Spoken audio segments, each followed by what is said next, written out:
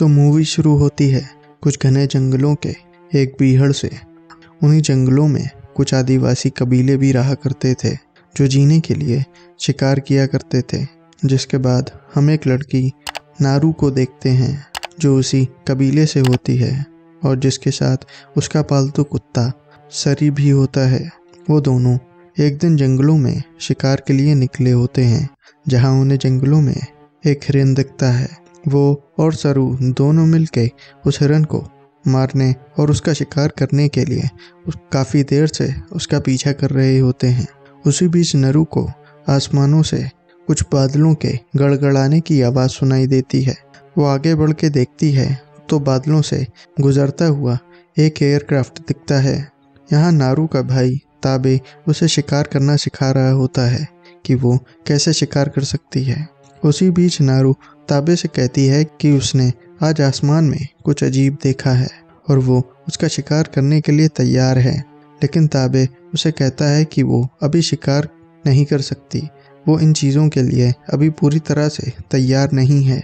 नारू को लगता है कि ताबे और कबीले के बाकी लोग उसे अंडर एस्टिमेट करते हैं। नारू अब वापस घर आती है जहाँ उसकी माँ, जो उस कबीले की एक मेडिक होती है, जो जड़ी बूटियों से दवा बनाती हैं, और वो नारू से भी कहती हैं कि वो शिकार करना छोड़ दे और मेडिक बनने पे ध्यान दे क्योंकि वो दवाइयाँ बनाने में अच्छी होती है। लेकिन सभी को लगता है कि नारू शिकार करने के काबिल नहीं है। उसकी माँ नारू को जंगल में कुछ फूल की पत्तियाँ लाने को कहती है। इधर जंगल में हम वही एयरक्राफ्ट को देखते हैं जिसके अंदर से एक दानव यानी कि प्रेडेटर उतरता है।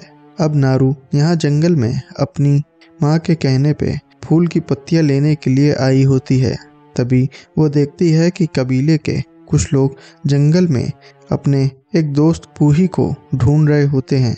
उसी बीच नारू भी उनके पास पहुँच जाती है लेकिन वो लोग उसे अपने साथ नहीं रखना चाहते हैं। तभी ताबे कहता है कि अगर हमें पूही जिंदा मिला तो नारू उसे दवाई दे सकती है और हमें इसकी ज़रूरत है। सभी अब पूही को ले जाने वाले शेर की तलाश में निकले होते हैं। वो सभी अब चुपके से और दबे पांव उसे ढूंढने की कोशिश करते हैं। तभी उन लोगों को पूही जंगलों के बीच घायल पड़ा मिलता है जो अभी तक अधमरा जिंदा होता है।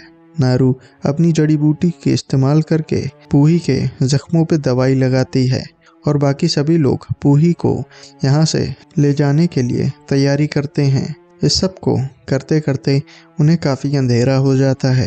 अब ताबे नारू से कहता है कि आधे लोग पूही को यहाँ से वापस ले जाओ और वो बाकी लोगों के साथ उस शेर का शिकार करने के लिए जा रहा है।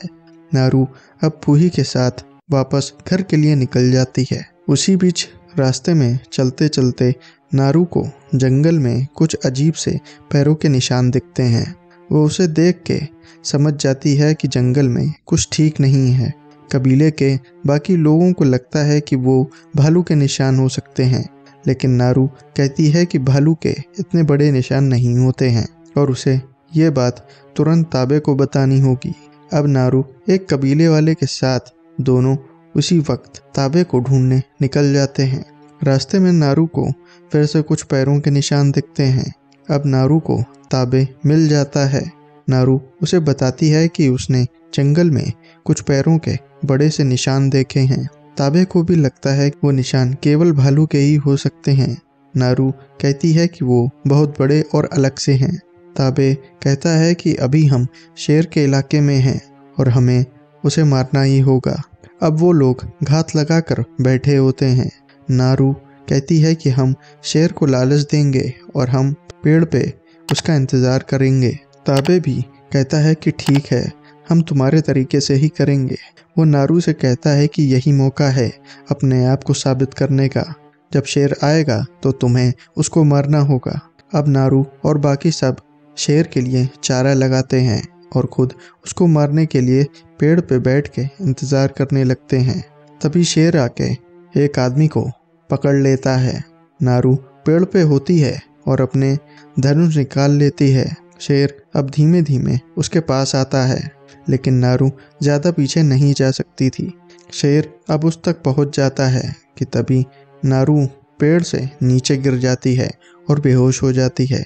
काफ़ी देर बाद जब वो उठती है तो अपने आप को घर पे पाती है, जहाँ उसकी माँ उससे कहती हैं कि ताबे उसे यहाँ लेके आया था। उधर ताबे जंगल से वापस आता है। उसके हाथ में शेर का कटा हुआ सर होता है। पूरा कबीला बस ताबू को खड़ा देख रहा होता है। नारू भी देखती है कि ताबे ने उसे मार दिया है। उसी वक्त कबीले के सरदार ताबू को अपना नया सरदार बना देते हैं और फिर जश्न की रात शुरू होती है। अगली सुबह जब नारू उठती है तो सोचती है कि कोई भी यहाँ उसे शिकारी नहीं समझता है, इसलिए वो खुद अकेले ही सरी के साथ शिकार के लिए जंगल में निकल जाती है। उसी दौरान जंगल में उसे उस दानव का फुटप्रिंट मिलता है जो उसने कल रात में देखा था। वो उसे नापती है तो उसे अंदाज़ा हो जाता है कि ये निशान किसी जानवर के नहीं हैं। नारू अब अपनी कुल्हाड़ी को चलाने के लिए तैयार करती है, जिससे जब उसका सामना उस दानव से हो तो उसका निशाना ना चूकने पाए। वो काफ़ी देर तक यहीं प्रैक्टिस करती है और अब तैयार हो जाती है। सरी के साथ उस दानव को ढूंढने के लिए जंगल में निकल जाती है। इधर वो प्रेडेटर एक गुफा में छुपा होता है और अब वो बाहर निकलने के लिए अपने आप को इनविजिबल कर लेता है। यहाँ नारू को जंगल के बीच कई जानवर मरे हुए मिलते हैं। वो उनकी ऐसी हालत देख के उसका शक और पक्का हो जाता है कि हो न हो ये उसी दानव का काम है। जंगल में घूमते घूमते नदी के किनारे एक भालू दिखता है जो मछलियों का शिकार करके उन्हें खा रहा होता है। उसी बीच उस भालू को नारू के शरीर की खुशबू आ जाती है। नारू अपना तीर चलाने के लिए उसकी तरफ करती है, पर तभी उसका धनुष टूट जाता है। भालू अब उसकी तरफ भागता है। वो भी अपनी जान बचाने के लिए वहाँ से भागती है और जाके एक पेड़ की लकड़ियों में छुप जाती है। भालू कई बार उस पर जानलेवा हमला करता है और तभी प्रेडेटर भी वहाँ पहुँच जाता है। भालू को उस प्रेडेटर की खुशबू आ जाती है और फिर दोनों के बीच काफ़ी तगड़ी फाइट चलती है। प्रेडेटर भालू को उठा उठा के मारता है। ये देख के नारू नदी के पानी के बहाव से वहाँ से निकलती है।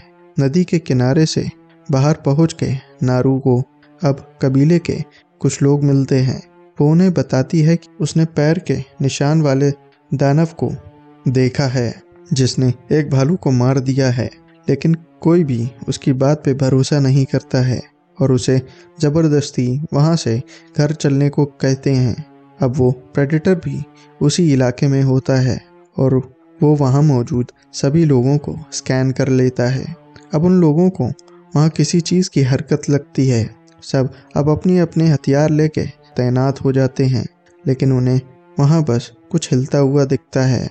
अब एक आदमी आगे बढ़ता है कि तभी उसके ऊपर वो प्रेडेटर अपनी लेज़र से निशाना लगाता है और उसका गेम कर देता है। ये देख के बाकी सभी लोग तैनात हो जाते हैं। एक तीर प्रेडेटर के सूट पे लगता है जिससे वो सभी लोगों को दिखने लगता है। अब बाकी लोग भी उसे भिड़ने पहुंच जाते हैं। नारू देखती है कि वो दानव सभी लोगों को मार रहा है। उसके हाथ बंधे होते हैं।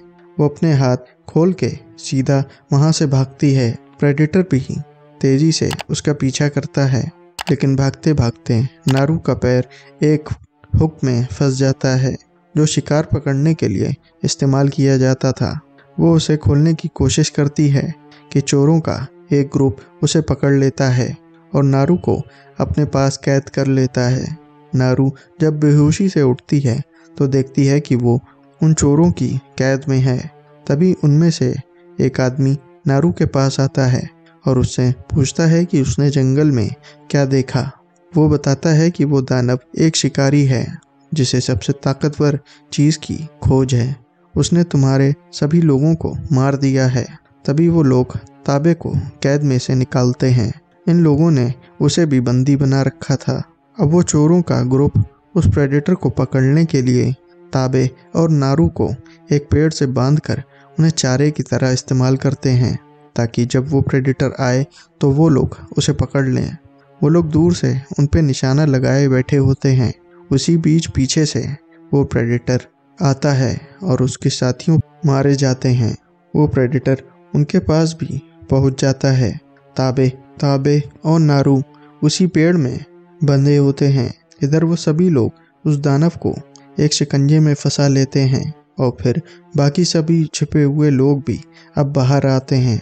वो समझते हैं कि उन्होंने दानव को पकड़ लिया है, लेकिन फिर वो उन लोगों को बहुत बुरा मारना शुरू करता है। वो कई लोगों को मार गिराता है। बाकी लोग उस पर गोलियां चलाने लगते हैं। इधर ताबे और नारू किसी तरह पेड़ से वहां से निकल जाते हैं।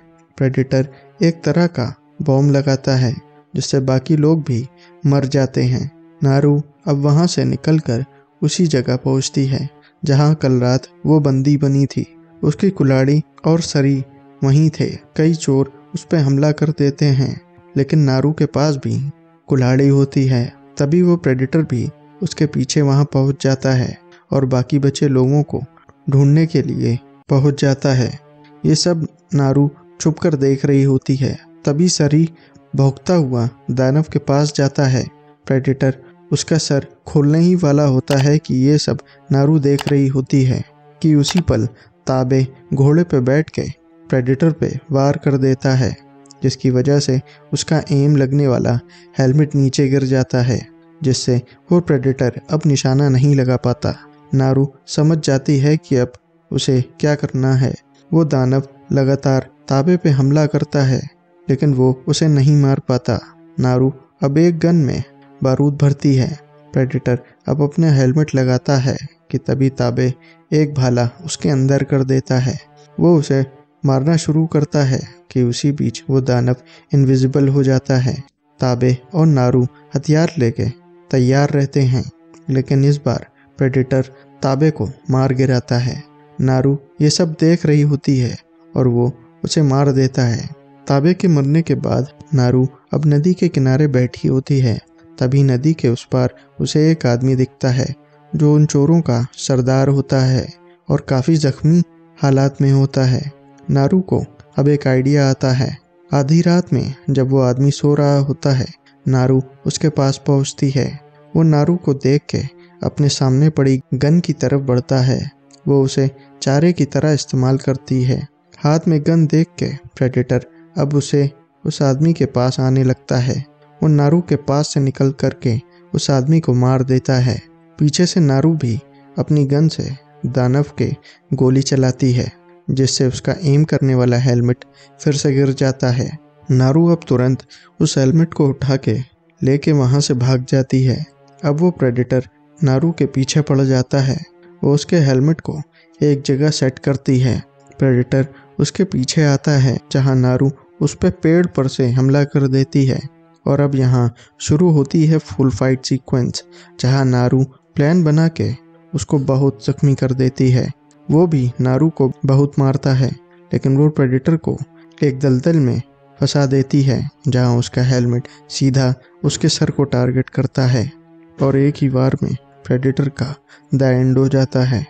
अगली सुबह नारू उस दानव का सर अपने कबीले वालों के पास लेके पहुंचती है और सबको वहां से दूसरी जगह चलने को कहती है। कबीले के सभी लोग अब नारू को अपना अगला सरदार मान लेते हैं। That's all for today's video पसंद आई तो वीडियो को लाइक, कमेंट एंड सब्सक्राइब करें ताकि आपकी कहानियों का सफ़र यूं ही चलता रहे। मैं मिलता हूं आपसे अगली वीडियो में किसी और कहानी के साथ। Till then keep watching movies magnitude.